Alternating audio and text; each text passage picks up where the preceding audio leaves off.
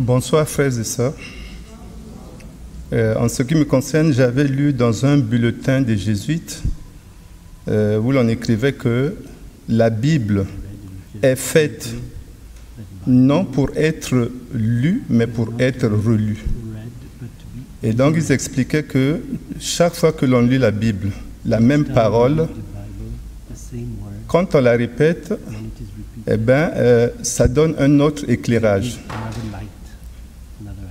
Et il disait également que notre Dieu est un Dieu de justice.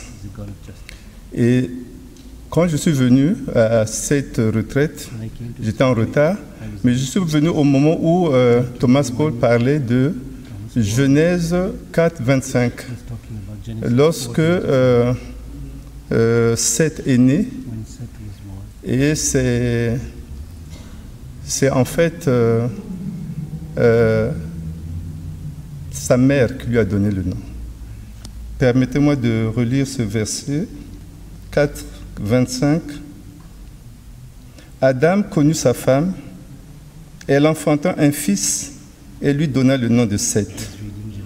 Car, dit-elle, Dieu m'a accordé une autre descendance à la place d'Abel.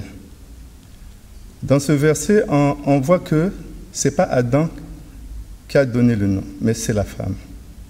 Et je suis allé plus loin, c'est dans les fils, les enfants de Jacob.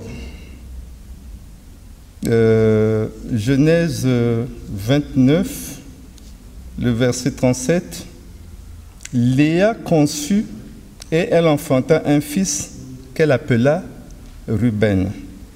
Car, dit-elle, Yahvé a vu ma détresse, maintenant mon mari m'aimera. Et vous voyez que pour tous les enfants de Jacob, c'est soit Léa qui donnait le nom, c'est soit Rachel qui donnait le nom. Et effectivement, dans Genèse 30, le verset 22,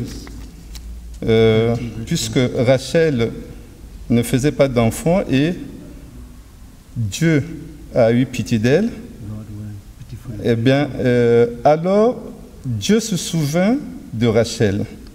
Il l'exauça et la rendit féconde. Elle conçut et elle enfanta un fils. Elle dit, Dieu a enlevé ma honte.